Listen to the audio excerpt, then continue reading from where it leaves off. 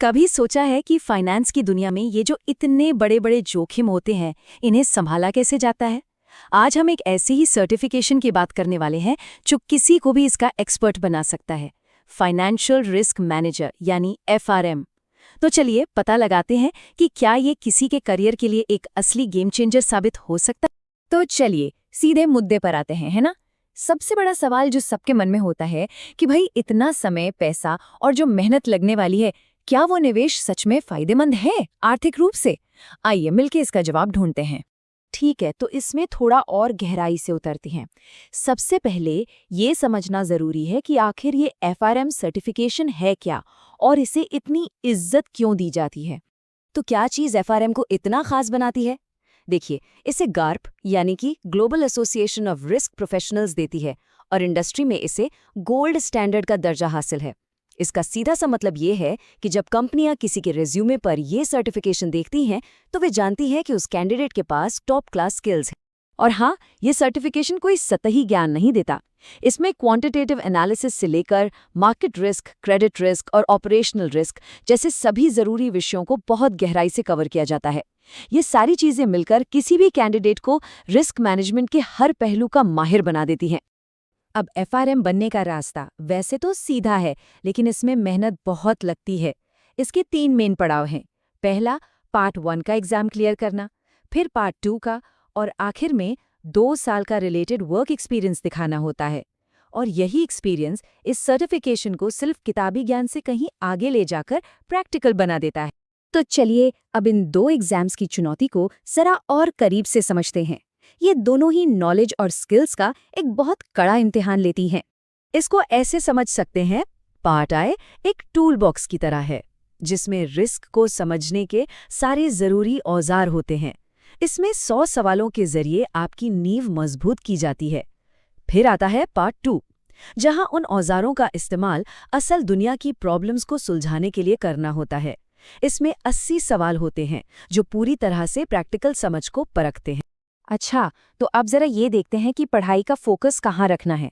देखिए, पार्ट 1 में financial markets और वैल्यूएशन मॉडल्स, इन पर सबसे ज़्यादा जोर है, मतलब 30% और फिर जब कोई पार्ट 2 में पहुंचता है तो फोकस शिफ्ट हो जाता है मार्केट, क्रेडिट और ऑपरेशनल रिस्क पर, और इन तीनों का वेटेज बराबर है 20-20%।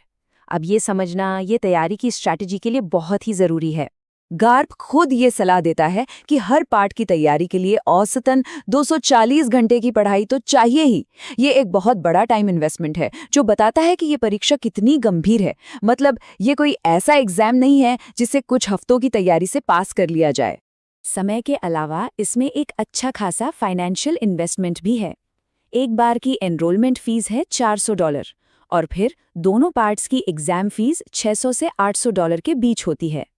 ये इस बात पर भी निर्भर करता है कि रजिस्ट्रेशन कितनी जल्दी करवाया गया है।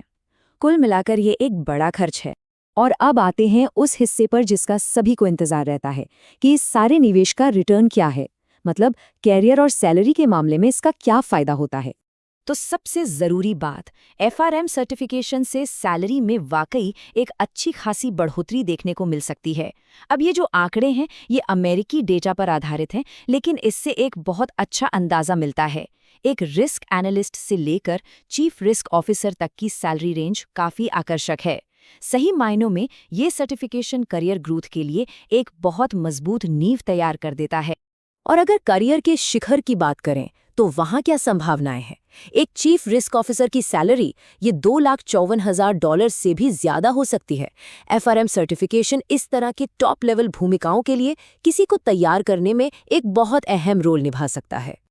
ये सिर्फ सैलरी की बात नहीं है, ये उन जगहों की भी बात है जहां काम करने का मौका मिलता है।